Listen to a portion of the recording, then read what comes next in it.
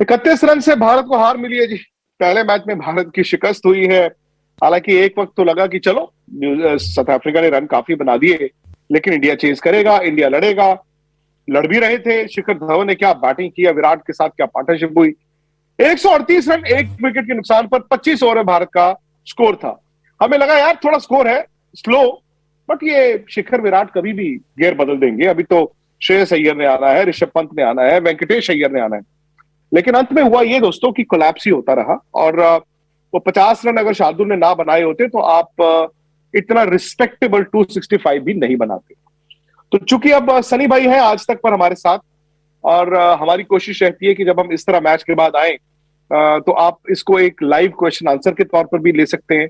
मतलब आपके सवाल सीधे सनी भाई से किए जाए। तो सनी भाई, हम लोग तो इंडिया में बैठ के काफी डिसअपॉइंटेड है इस हार को लेकर, क्योंकि उम्मीद थी कि चलो टेस्ट मैचों में नहीं लेकिन कम से कम वनडे मैचेस में तो सही। लेकिन हार के साथ शुरुआत ये बर्दाश्त नहीं हो रहा। मैं समझ सकता हूँ, मैं बिल्कुल समझ सकता हूँ, क्योंकि एक भारतीय जो प्रेमी है, क्रिकेट प्रेमी है, उनको भारतीय टीम की जीतने की आदत जो बन गई है, तो उसी की वजह से जब हार होती है तो उसको संभालना, सहना आसान नहीं बनता। और जिस तरह से हमारी एक सिचुएशन भी थी कि सिर्फ एक ही विकेट गई थी, और जिस तरह से शिखर धवन बल्लेबाजी कर रहे थे, विराट कोहली भी जिस तरह से शॉट लगा रहे थे, तो ऐसा लग रहा था कि आसानी से जीत जाएंगे, क्योंकि अच्छी साझेदारी बनी थी। उसके पहले हमारे खिलाफ आज सुबह में फॉन्डरसन और टेम्बा बबूमा, उनकी भी 200 के ऊपर की साझेदारी बनी थी। तो ऐसा लग रहा था कि ये भी जोड़ी, ये जो दिल्ली वाली जोड़ी भारतीय क्रिकेट टीम के लिए जो खेल रहे हैं, उनकी भी 200 के ऊपर की साझेदारी बनेगी और जीत दिला देगी भारतीय टीम को। पर वैसा हुआ नहीं, क्योंकि एक जब विकेट गिरती है तो फटाफट कभी कभी कोलैप्स बनता है। वैसा ही आज जब भारतीय बल्लेबाजों के साथ हुआ। और सनी भाई, ठीक है, मानता हूं कि 296-97 कम भी नहीं होते। और आपने खुद ये कहा कि शायद 10-15 रन आपको लगा उस वक्त साउथ अफ्रीका ने फालतू किए। शिखर धवन आउट हुए, थोड़ी देर बाद विराट भी आउट हो गए। लेकिन ऐसा क्या हुआ कि ऋषभ पंत, श्रेयस अय्यर, वेंकटेश अय्यर, वो अचानक से ऐसा क्या हुआ कि ताश के पत्तों की तरह, क्योंकि तजुर्बा तो है इन लोगों में, ऐसा नहीं है कि ऋषभ पंत में तजुर्बा नहीं है या फिर श्रेयस अय्यर में तजुर्बा नहीं है। देखिए, हम ये कह सकते हैं कि जो दो अय्यर है, श्रेयस और वेंकटेश अय्यर, दोनों को पिछले एक महीने में मैचेस खेलने का मौका नहीं मिला था। उन्होंने कुछ मैचेस खेली नहीं थी। हाँ, ऋषभ पंत ने अभी पिछले में जो अप्रतिम शतक बनाया था, पर ये जो बाकी के जो बल्लेबाज थे, उनको बैटिंग प्रैक्टिस नहीं मिली थी, मैच प्रैक्टिस तो थी नहीं, क्योंकि पिछले एक महीने में उन्होंने कुछ खेला नहीं। और अचानक एक टेंस सिचुएशन में, जैसे कि दबाव वाली सिचुएशन में आकर बल्लेबाजी करना, खुले दिल से बल्लेबाजी करना, हाथ खोलकर बल्लेबाजी करना, वो आसान नहीं बनता है। और वैसा ही हुआ। और अगर भारतीय टीम को जीतना था तो शायद कोहली, धवन, पंत को बड़ी पारियां खेलनी थी, और जिससे वो श्रेयस और वेंकटेश अय्यर को संभाल सकते थे। वैसा नहीं हुआ। पर मैं कह रहा हूं कि ये देखिए, ये पहली मैच है और भी दो मैचेस है, तो भारतीय टीम को अभी सपोर्ट की जरूरत है। अब इनको हमें बैक करना है। इनके खिलाफ अभी ज्यादा बातें मत करिए, क्योंकि और भी दो मैचेस है। जो भी कुछ आपको पोस्टमार्टम करना है, ये जब श्रृंखला खत्म हो जाएगी उसके बाद में आप पोस्टमार्टम करिए। तो आप ये कह रहे हैं कि वन बैड डे है, वन बैड डे है। अगले मैच में शायद आपको गलतियों से सबक लेते दिखेंगे खिलाड़ी। जी बिल्कुल। देखिए, भारतीय टीम, वनडे टीम तो इतनी अच्छी टीम है, इतनी मतलब परफॉर्म करती रहती है, तो हर एक टीम को एक आधा बैड डे आ ही जाता है। और वैसा ही शायद आज हुआ। अच्छी बात है कि पहली मैच में हुआ, और क्योंकि उससे बहुत भी हमें कुछ दिखाई दिया कि कहाँ कहाँ हमको सुधार ले आना है अपनी टीम में, बैलेंस में क्या सुधार ले आना है, क्या हमारी कॉम्बिनेशन ठीक थी, क्या हमारी बैटिंग ऑर्डर ठीक थी, क्या हमारे बॉलिंग चेंजेस ठीक थे। ये इससे आज के पहले मैच में हमें कुछ दिखाई दिया है। उसको अगर हम सुधार लेंगे अगले दो मैचेस में, तो हाँ, जरूर ये श्रृंखला जीत सकते हैं। सनी भाई, कुछ सवाल हैं। ये सवाल यहां पर भी आ रहे हैं, ये देखिए आने शुरू हो गए हैं, और कुछ सवाल मेरे जहन में भी हैं। अगर आपकी इजाजत हो तो मैं एक एक कर आपसे सवाल लेता हूं। अमेजिंग नंदी है, जैसे वो कह रहे हैं कि 2011 वर्ल्ड कप की टीम बैलेंस थी। रायना, युवराज बॉल भी डाल देते थे, इनफैक्ट सचिन भी बॉल डाल देते थे, सहवाग भी डाल देते थे। तो कहते कि ये बैलेंस ऐसा क्यों हो गया है कि आपके पास ऐसे गेंदबाज नहीं है? ये सवाल देखिए, इस टीम को जो निराश होना पड़ रहा है पिछले कुछ वर्ल्ड कप मैचेस में या कुछ T20 के मैचेस में, इसी एक ही कारण है। अगर आप देखेंगे 2011 की टीम देखिए, 1983 की टीम देखिए, 1985 की जो वर्ल्ड चैंपियनशिप जीती थी वो टीम देखिए, उन टीमों में जबरदस्त ऑलराउंडर्स थे। मतलब जो ऊपर के जो 4-5 जो बल्लेबाज थे वो बॉलिंग कर सकते थे, मतलब हर एक बल्लेबाज नहीं, पर वहां पे भी एक आधा होता था जो गेंदबाजी कर सकता था। नीचे के जो हमारे जो बॉलर्स थे वो बैटिंग भी कर सकते थे। तो ये जो एक ऑलराउंडर की जो सिचुएशन बनती है नंबर 6, 7, 8 की, जो इन टीमों में थी, जैसे कि आपने बोला कि सुरेश रैना, युवराज सिंह 2011 में गेंदबाजी कर सकते थे, बल्लेबाज तो बहुत ही शानदार बल्लेबाज थे। तो यही एक कमी भारतीय टीम में है, और इसी की वजह से जो एक कैप्टन के पास एक जो ऑप्शन बनता है, एक फ्लेक्सिबिलिटी बनती है, वो इस पिछले कुछ 2-3 सालों में वो फ्लेक्सिबिलिटी भारतीय टीम में है नहीं। रॉबिन हाजरा तो आपको वैसे मिस कर रहे हैं, वो कह रहे हैं कि अगर आप कमेंट्री बॉक्स में होते you might have change the luck. लेकिन सनी भाई, अभी जो आपने बात की, ये दोपहर के बाद से ये सवाल सबके जहन में और सबको सता रहा है। आप हार्दिक पांड्या की जगह एक ऑलराउंडर ढूंढ रहे हैं। एक ऑलराउंडर आया जी वेंकटेश अय्यर, उनको फास्ट ट्रैक किया गया। IPL T20 आज भारत की टीम में, आपने कल कहा हमारे पास ऑलराउंडर है, 6 बॉलिंग ऑप्शन है, हम खिला रहे हैं। एक बैट्समैन सूर्य कुमार यादव बाहर बिठा दिया आपने 6 नंबर पर, वेंकटेश अय्यर 200 रन की पार्टनरशिप हुई, 300 रन खाए आपने, एक ओवर नहीं करवाया उनसे। तो मेरा सवाल सीधा सीधा यह है कि वेंकटेश अय्यर को खिलाने के लिए खिला रहे हैं या ना खिलाने के लिए खिला रहे हैं?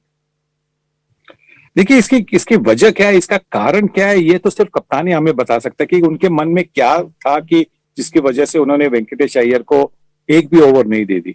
ये हमें उनसे पूछना होगा, उनसे शायद हमें पता चलेगा कि क्या उनके मन में था, क्या स्ट्रेटेजी उनके मन में थी जिसकी वजह से उन्होंने ये वेंकटेश अय्यर को मौका नहीं दिया। देखिए, वेंकटेश अय्यर एक नए खिलाड़ी है जिन्होंने अभी मतलब पिछले कुछ 4-5 महीनों में अपने लिए नाम बनाया और इसी की वजह से भारतीय टीम में आ गए। पर उनके बारे में ऑपोजिशन जो फॉरेनर्स है, फॉरेन कंट्रीज है, उनको ज्यादा पता है नहीं। तो कभी कभी ऐसा कोई गेंदबाज होता है जिसके बारे में ऑपोजिशन को पता नहीं होता, तो उनको अगर आप एक आधी ओवर दे, तो वो एक आधी जो 1-2 ओवर होती है, तो उसमें वो शायद उनको आजमाने की कोशिश करते हैं। बल्लेबाज बड़े सेट बल्लेबाज हो और वो सोचते कि यार क्या है, और उसमें हमारी 1-2 ओवर चल जाती है। एक जो बल्लेबाजी का जो रिदम बनता है, वो रिदम भी कभी कभी टूट जाता है। तो इसीलिए बिल्कुल आप सही कह रहे हैं कि सवाल पूछ रहे हैं कि वेंकटेश अय्यर को अगर एक आधी ओवर देते तो शायद ये कुछ अलग चीज होती, शायद नहीं होती, शायद वो अपने 2 या 3 ओवर में 25 रन देते। पर कोशिश तो करनी थी, उनको मौका देना चाहिए था बॉलिंग का, वो मौका नहीं दिया आज उनको। राहुल की कप्तानी को आप कैसे देखते हैं सनी भाई? आपने उनकी IPL में कप्तानी देखी है, आपने उनकी टेस्ट मैच में कप्तानी देखी है, आज आपने एक वनडे, बड़ा छोटा सैंपल साइज है, बहुत छोटा सैंपल साइज है, लेकिन ऑलरेडी ये देश में बात हो रही है कि राहुल को टेस्ट मैच का भी कप्तान बना दो। आप उनकी कप्तानी को कैसे देखते हैं? देखिए, ये पहली मैच है उनकी जहां पे वो कप्तानी कर रहे हैं भारतीय टीम को, तो कभी कभी नर्वस भी होते हैं कप्तान। हर एक कप्तान नर्वस होता है अपनी पहले 1-2 मैचेस में, सोचता है कि मैं क्या गलत निर्णय तो नहीं ले रहा हूँ, मेरी फील्ड पेसिंग कैसी है, मेरे बॉलिंग चेंजेस कैसे हुए, सारे उन्हीं के हर एक कप्तान के मन में ये सवाल पैदा होते हैं। तो हमें थोड़ा सा इंतजार करना पड़ेगा। देखिए, KL राहुल के पास ज्यादा अनुभव है नहीं कप्तानी का। अभी पिछले 2 सालों में उन्होंने किंग्स 11 की कप्तानी की है, बस। उसके अलावा उनके पास मुझे नहीं लगता कि उन्होंने कर्नाटका के लिए भी कप्तानी की है किसी मतलब रणजी ट्रॉफी में या लिस्ट में। तो इसीलिए तो मैं कह रहा हूं कि इनके बारे में जब आप सोचते हैं टेस्ट के कप्तान वगैरह, तो आपको थोड़ा सा धीरज रख के सोचना चाहिए कि क्या उनको कप्तान बनाना चाहिए। पर जो भी है, अभी और भी 2 मैचेस है, वो 2 मैचेस, और किंग्स 11 के लिए भी अगर आप उनका परफॉर्मेंस देखे तो किंग्स 11 ने कुछ खास नहीं किया है 2 मैच 2 सालों में। एक साल पहले तो ऐसा लग रहा था कि नंबर 7 या नंबर 8 पर वो उनकी वो टेबल पे थे। इस साल शायद थोड़ा सा ऊपर आए थे।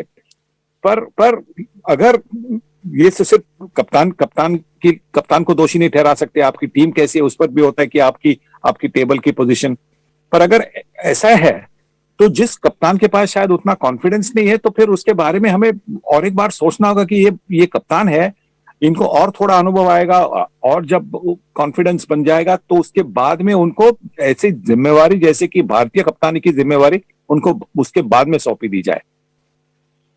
बिल्कुल, I agree with you Sunny भाई, क्योंकि जल्दबाजी बहुत हो जाती है। हम लोग आईपीएल से बहुत ज्यादा ओवरऑट भी हो जाते हैं कि जी रन बने रन बने। जरूरी नहीं है कि रन बनाने वाला या विकेट लेने वाला जो खिलाड़ी होगा हर वो कप्तान बनेगा। मदन जी आगे आपकी 1983 चैंपियन टीम के हिस्सा। और मदन जी, सनी भाई तो ये कह रहे हैं कि आज आपका खेल भी खराब रहा। कहीं ना कहीं आपको ये मानना होगा कि South Africa no doubt 300 run उन्होंने पार रन बनाए, शायद 10-15 रन ज्यादा बनाए, लेकिन सनी भाई का ये मानना है कि ये जो कोलैप्स इंडिया का हुआ है ये बार बार नहीं होगा। आपको क्या लगता है? नहीं, देखिए बार बार तो कोलैप्स कभी होता नहीं है, पर आज मैं समझता हूँ कि इतने ज्यादा साउथ अफ्रीका ने रन नहीं बनाए थे 296 में। हमें मैच जीतना चाहिए था, क्योंकि एक वक्त में तो ऐसा लग रहा था कि हम ये मैच जीत रहे हैं, क्योंकि जब विराट कोहली और शिखर धवन बैटिंग कर रहे थे। पर मिडिल ऑर्डर में आके जो हमारा कोलैप्स हुआ है, मैं समझता हूँ कि उसी के कारण हम रनों की गति जो है वो तेज नहीं कर पाए। तो वो वहां से जब उनको विकेट्स मिलते चले गए तो उससे प्रेशर जो है हमारे हमारे हमारे ऊपर जो बढ़ता चला गया। और मिडिल ऑर्डर में स्टिल मैं समझता हूं कि जो रन बनने चाहिए थे वो नहीं बने, क्योंकि वहां से अगर आप परसेंटेज क्रिकेट भी खेलते तो आप ये मैच निकाल सकते थे, क्योंकि आपको विकेट चाहिए थे लास्ट में। अगर विकेट्स होते हाथ में तो मैं समझता हूँ कि ये मैच आप निकाल सकते थे। पर साउथ अफ्रीका ने जैसे मिडिल में आकर जो विकेट्स निकाले उससे हमारा प्रेशर जो बढ़ता चला गया, इसी वजह से हम जो है मैच। अब वेंकटेश अय्यर का जो पता नहीं, आई डोंट नो कि सनी भाई क्या कहेंगे कि मिडिल ऑर्डर में वो कितने कामयाब होते हैं या नहीं होते, ये देखने वाली बात है। आज उनको बॉलिंग भी नहीं कराई। अगर आप बॉलिंग भी करा देते तो कम से कम पता तो लग जाता थोड़ा पता, पर अगर नहीं करानी थी तो बैट्समैन ही खिलाना था तो सूर्य कुमार यादव को खिला देते आप। सनी भाई, अगर वेंकटेश अय्यर से नहीं बॉल कराना है तो क्या अगले मैच में वेंकटेश अय्यर या फिर सूर्य कुमार यादव? सिंपल। हाँ बिल्कुल वही हो सकता है कि अगर आप ये करेंगे जिससे फिर आपको निर्भर होना पर पांचवी, क्योंकि उनको पांचवा या छठवां बॉलर के नाते आपने पिक ही नहीं किया, तो अगर आप उनका इस्तेमाल नहीं करेंगे गेंदबाज के नाते तो फिर आप ये अच्छा है कि जिसके पास और थोड़ा अनुभव है वेंकटेश अय्यर से, जो जैसे कि सूर्य कुमार यादव, उनको आप खिलाए। या अगर आप ऑलराउंडर की तरह कोई आपको चाहते हैं टीम में तो आप दीपक चहर को ले लीजिएगा, जो भी गेंद को स्विंग कर सकते हैं। और ये जो सफेद कूकाबोरा का जो गेंद है, बॉल है, वो पहले कुछ 8-10 ओवर के लिए तो स्विंग होता है, उसके बाद में नहीं। तो भुवनेश्वर कुमार और दीपक चहर वैसा कर सकते हैं। और उसके बाद में नंबर मतलब जब फील्ड थोड़ा स्प्रेड आउट होता है तो फिर आप बुमराह को ले आइएगा, ऐसा भी कुछ हो सकता है। पर बिल्कुल आज मुझे लगता है आज और कल भारतीय टीम की जो थिंक टैंक है उनको बहुत बहुत सोचना होगा कि किस तरह की कॉम्बिनेशन अगले मैच के लिए होनी चाहिए। और सनी भाई, चूंकि 3 टेस्ट मैच थे और 3 वनडे हैं, मतलब टेस्ट मैच चूंकि सीरीज भारत हार गया है, और ये आपने भी कहा है कि ये अपसेट डिफीट थी इंडिया के लिए, इंडिया को जीतना चाहिए था, इंडिया हार गया। अब ये भी फिर 3 मैच की सीरीज है। अब पिछले दौरे में तो आप व्हाइट बॉल दोनों जीत के आए थे ना, T20 भी और वनडे भी। अचानक से अब वहां पहुंच गए आप, एक हार और ये भी गया, और एक हार मैटर करती है। देखिए हाँ, जैसा मैंने कहा कि जीतने की जो आदत पड़ गई है, इसी की वजह से तो ये सारे सवाल उठाए जा रहे हैं कि अगर ये मैच भी हम जीत जाते, मानो शिखर धवन और विराट कोहली की 200 रन की साझेदारी बनती, उसके बाद में श्रेयस अय्यर और ऋषभ पंत जाके विनिंग रन मार देते, तो कोई सवाल नहीं उठाता कि यार वेंकटेश अय्यर को 1 ओवर क्यों नहीं दे दी। क्योंकि हम हार गए, इसी की वजह से तो ये सारे सवाल आ रहे हैं, क्योंकि हमें एक जीतने की जो आदत बन गई है भारतीय टीम की। इसलिए मैं कह रहा हूं कि थोड़ा सा संयम रखिए, थोड़ा सा धीरज रखिए, और एक मैच में देखिए, दूसरे मैच में देखिए। और सबसे बड़ी बात क्या है पता है कि ये जो मैचेस है, ये जो 3 वनडे मैचेस है, वो जो सुपर लीग के लिए है उसमें काउंट नहीं होती, इसमें इसके रिजल्ट। हाँ, तो ये भारतीय टीम के फायदे के लिए, जीते या हारे इससे कोई उनके सुपर लीग के लिए कोई फर्क नहीं पड़ता। वैसे भी तो कुछ फर्क नहीं पड़ेगा, क्योंकि 2023 के जो यजमान जो है वो हम ही है। भारत में तो वर्ल्ड कप होना है तो ऑटोमेटिकली भारतीय टीम को एंट्री मिलेगी, और वैसे एंट्री की जरूरत है नहीं, क्योंकि हमारी भारतीय टीम हमेशा पहले 2-3 टीम में 2-3 नंबर में होती है। पर फिर भी ये जो मैचेस है वो उसमें सुपर लीग के लिए कोई अंक है नहीं, ये तो अच्छी बात है, जिससे और जो दबाव है और हल्का होना चाहिए। Madan ji, Rishabh Pant white ball cricket कहीं ना कहीं पता नहीं, मुझे सहवाग से भी एक थोड़ा सा मेल दिखता है, क्योंकि सहवाग ने भी, हालांकि अंदाज उनका अटैकिंग क्रिकेट का था और लगता था व्हाइट बॉल क्रिकेट के राजा होंगे, लेकिन वो राजा हुए 5 बॉल की क्रिकेट में, 5 दिन की क्रिकेट में, टेस्ट मैचेस में। मुझे लगा कि वीरेंद्र सहवाग ने शायद टेस्ट मैचों में और T20 में अंडर अचीव किया, जो एबिलिटी उनके पास थी। कहीं ऐसा आपको ऋषभ पंत के साथ तो नहीं होता दिख रहा है? नहीं नहीं, पहली बात तो है कि वीरेंद्र सहवाग तो बिल्कुल डिफरेंट एक खिलाड़ी थे, और उनका जो अंदाज था खेलने का, उनका मैं समझता हूँ कि बहुत जबरदस्त अंदाज था, बड़े आए हैं। पर ऋषभ पंत को थोड़ा पता, मैं समझता हूँ कि देखिए ये उसका एक बैटिंग स्टाइल है, आइदर यू टेक इट और लीव इट, ये उसका एक, देखिए उसने लास्ट टेस्ट मैच में भी जैसे बैटिंग की है और बहुत जबरदस्त बैटिंग की, बट ये उसका एक मेरे को लगता है कि जैसे पुजारा है वो उसका अपना एक स्टाइल है, जैसे वो रन बनाते हैं, ये ऋषभ पंत है इसका एक अपना स्टाइल है, जैसे कि वो रन बनाते हैं। आपको उसको छोड़ना पड़ेगा, उसको अपनी नेचुरल गेम खेलनी पड़ेगी, वो आपको मैच जिताएगा भी, और वो ऐसा लगेगा भी आपको कि ये मैच हम इसकी वजह से हार भी गए हैं, ऐसा होगा उसके साथ। पर डेफिनेटली मैं समझता हूँ कि वो एक एक्स फैक्टर है, उसको उसका जिस अंदाज से खेलता है उसी अंदाज से उसको खेलने देना चाहिए। पर Virender Sehwag is a different batsman all together, we can not compare Rishabh Pant with Virender Sehwag, क्योंकि वीरेंद्र सहवाग ने जो मैचेस जिताए हैं इंडिया को, मैं समझता हूँ कि बहुत ज्यादा मैचेस उन्होंने जिताए हैं, और हो सकता है कि आने वाले समय में थोड़ा सा ज्यादा एक्सपीरियंस होगा ऋषभ पंत को, तो शायद उसमें भारतीय टीम को थोड़ा सा और ज्यादा एडवांटेज मिलेगा। चलिए भाई, मैं जानता हूं कि ऋषभ पंत को बड़ा पसंद करते हैं एज क्रिकेटर, जब से वो आए। ये प्रेडिकामेंट है जो लिमिटेड ओवर्स क्रिकेट की ऋषभ पंत के साथ, अगर आप उनके साथ वक्त बिताएं, उनको क्या ऐसी चीज की सलाह आप देंगे? क्योंकि वो 4 नंबर खेलते हैं या 5 खेलते हैं या 6 खेलते हैं, अब नंबर के हिसाब से अपने अंदाज को बदलें या ना बदलें? देखिए उनके पास इतनी एबिलिटी है, और उनके पास जो एबिलिटी है जिससे कि अगर वो धीमी भी शुरुआत करे, जहां पे वो अपने आप को थोड़ा सा समय देते हैं 50 ओवर के मैच में भी, कि जहां पे 2-3 ओवर आसानी से खेलेंगे, मतलब 1-2 रन करके अपने पैरों को भी हिलने का मौका देंगे। रनिंग बिटवीन में आप अच्छे रन लेते तो पैरों में सर्कुलेशन अच्छा बनता है, फुटवर्क के लिए बहुत जरूरी होता है। और उसके बाद में जब आपको पता है कि कितनी गेंद हिल रही है, क्या उछाल ले रही नहीं ले रही है, उसके बाद जब आपने आजमाया है पिच को, उसके बाद में आप जो बड़े शॉट्स खेलने हैं वो आसान बनता है। तो उसके लिए थोड़ा सा धीरज रखना चाहिए। वो उनको सिर्फ शॉट सिलेक्शन की एक प्रॉब्लम उनकी क्या है, उनकी शॉट सिलेक्शन की एक प्रॉब्लम है। जो शॉट सिलेक्शन जो जब उनकी सही हो जाएगी तो उनकी कंसिस्टेंसी भी बढ़ जाएगी। अब क्या कर रहे हैं, ऐसा लग रहा है कि वो हमेशा जल्दबाजी में होते हैं कि फटाफट मैच खत्म करे। देखिए जब आपके सामने 300 का लक्ष्य है तो फटाफट आप मैच खत्म कर ही नहीं सकते। आपको तो 50 ओवर तक खेलना होगा, या तो आपको 45 और 50 ओवर तक आपको रुकना होगा वहां पे।